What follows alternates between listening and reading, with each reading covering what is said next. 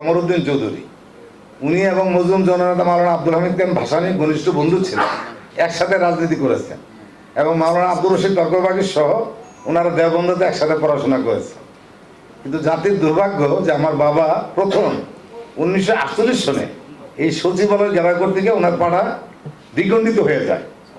48 সনে প্রথম, তখন কিন্তু এই ভাষা আন্দোলনের যাত্রাটা মাত্র শুরু হয়েছিল 47-এর পরে।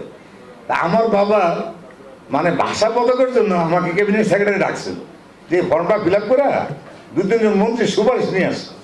আমি বলছি যে সারওয়ারউদ্দিন চৌধুরী ইতিহাসের পাতায় যার নাম লেখা আছে তার জন্য আবেদন করে আপনার মনে করেন মন্ত্রী সুপারিশ জানবো, ওইটা আমি সিরা ফেলবো।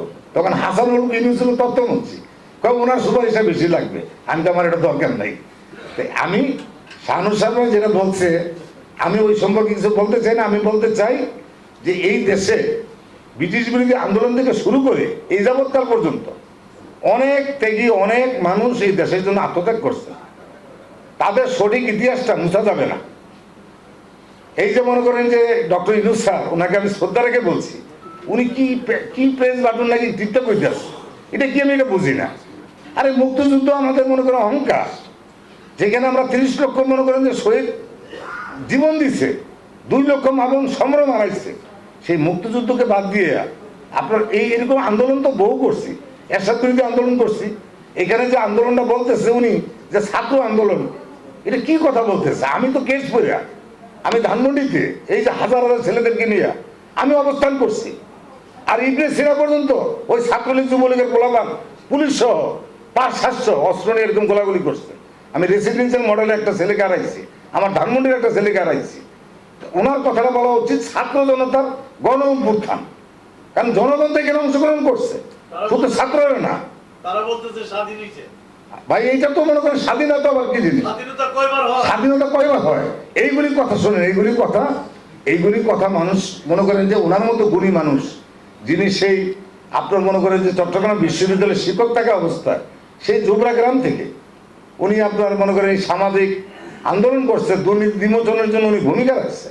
আজকে সারা বিশ্বে আমার বন্ধু বলতেছে কানাডা থেকে, কয় ছেলেদেরকে জিজ্ঞাসা করি, do you know doctor Yunus? কয় ইয়েস, ওই সেলো ডক্টর ইউনূস, এইভাবে বুকে হাতটা বলে। তো ওনার মতো মানুষের কি চাওয়ার আছে 84 বছর বয়সে? তো উনি যদি এই বাংলাদেশটাকে একটা সিঙ্গাপুর মালয়েশিয়ার আদলে উনি যদি গড়তে না পারে, তাহলে এই দেশ আর বাঁচবে না ভাই। আমিও বেশি দিন বাঁচবো না, কারণ একবার স্ট্রোক করছি তো, আর আমার দ্বিতীয় স্ট্রোক করার দেরি নেই, কারণ আমি নমুনাটা ভালো দেখতেছি না। আরে ধরো আর্মিতে যে 600 লোক হেফাজতে ছিল, এদের থেকে 2-4-5টা লোক পাবলিক দেউক না, বড় বড় সুরগুলি ধরুক না। এখন আমার মতো সব দলই সুর আছে, সব দলই সুর আছে।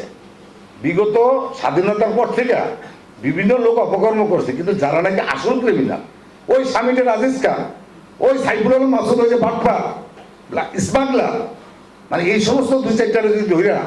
মালয়েশিয়াতে উন্নত হয়েছে কেন? মালয়েশিয়াতে ডক্টর মাহাতির একজন চিকিৎসক ছিল, উনি 140 জনকে দণ্ড এবং উনি ফাঁসিতে ঝুলাইছেন বিশেষ আইন করে। পুরা মালয়েশিয়ার জনগণ বলছে যে আমরা সরকারের কাছে, উনি ঘোষণা দিয়েছে সরকারিভাবে যে এখন যদি আপনারা ঘোষণা দেন যে আপনাদের অবৈধ সম্পদ আছে, আমি সাধারণ ক্ষমা করে দেবো। ওনার ক্যাবিনেটের সিদ্ধান্ত, তারপরে সবাই ঘোষণা দিচ্ছে। সেই মালয়েশিয়ার জঙ্গলকে মানে মাহাতির মোহাম্মদ জাপানের কাছাকাছি নিয়ে গেছে। তো ডক্টর ইউনূস চাইলে এই বাংলাদেশকে উনি ইউরোপ আমেরিকা না পারুক, অন্তত পক্ষে মালয়েশিয়া সিঙ্গাপুরের মতো উনি তৈরি করে দিতে পারেন। আমরা এই সভা থেকে আমরা ডক্টর মোহাম্মদ ইউনূস স্যারের কাছে অনুরোধ করবো, আপনার জীবনের যা আপনার যে প্রাপ্তি, এটা প্রাপ্তির চেয়ে আপনি বেশি পেয়েছেন, অতএব আল্লাহর হস্তে এই দেশের মানুষকে আপনি রক্ষা করেন। আমরা আর এই সংঘাত সহিংসতা, এই প্রতিহিংসা, ইতিহাস বিকৃতি, এই নোংরামি, এই জিনিস আমরা চাই না। আল্লাহর হস্তে আমাদের এই জাতিটার মুক্তি দেন। ইতিহাসের বাঁকে বাঁকে যার যেটুকু অবদান, এটা সঠিকভাবে স্বীকার করেন, যার যেটা অপকর্ম এটাও স্বীকার করেন, করে সত্যিকার ইতিহাসটা লেখেন। মাওলানা ভাসানীকে বাদ দিয়া বাংলাদেশের মুক্তিযুদ্ধ হইব না, অধ্যাপক মির্জা মোহাম্মদকে বাদ দিয়া বাংলাদেশের ইতিহাস হবে না, তাজউদ্দিন আহমেদকে বাদ দিয়া বাংলাদেশের ইতিহাস হবে না, শেরেবাংলা ফজলকে বাদ দিয়া বাংলাদেশের ইতিহাস হবে না, হোসেন সুরাটকে বাদ দিয়া বাংলাদেশের ইতিহাস হবে না। এই লোকগুলিকে আমাদের মনে রাখতে হবে। সেই তহসিল অফিসকে আপনারা বলেন ওই ইউনিয়ন পরিষদের চেয়ারম্যান অফিসকে বলেন যে ভাই তুমি একটা জন্ম সনদ দিচ্ছ 1,000 টাকা নিচ্ছ কেন, তুমি একটা নাগরিক সনদপত্র দিচ্ছ 1,000 টাকা নিচ্ছ কেন। ওই তহসিলদার অফিসকে বলেন যে কেন তুমি আন্ডারমানি নিচ্ছ। যদি আপনারা 7-8 জন মিলে সেই অফিসগুলিতে আপনারা চৌকিদার পাহারাদারের ভূমিকায় যদি অবতীর্ণ হতে পারে, আমি মনে করি যেই সরকারে থাকুক আমাদের প্ল্যাটফর্ম থেকে আমরা যদি অ্যাডভোকেসি ফোরাম হিসাবে, প্রেসার গ্রুপ হিসাবে আমরা যদি মনে করেন যে আমাদেরকে মানে এই সাংগঠনিকভাবে শক্তিশালী করতে পারি, যদি পাহারাদারের ভূমিকা অবতীর্ণ হইতে পারি, এই দেশ থেকে দুর্নীতি কিছুটা হলেও নির্মূল হবে। তা আপনাদের প্রতি সেই আকুল আবেদন রেখে, আহ্বান রেখে, আপনাদের সবার সুস্বাস্থ্য এবং দীর্ঘায়ু কামনা করে আমি এই পত্রিকার যাতে আগামী দিনে আরো সুন্দরভাবে আমাদের জাতির সমস্যাগুলো তুলে ধরতে পারে সেই প্রার্থনা করে আপনাদের সবাইকে ধন্যবাদ এবং কৃতজ্ঞতা জানিয়ে আমি আমার বক্তব্য এখানে শেষ করলাম। অমর হোক আমার দেশ, প্রিয় জন্মভূমি বাংলাদেশ। আসসালামু আলাইকুম।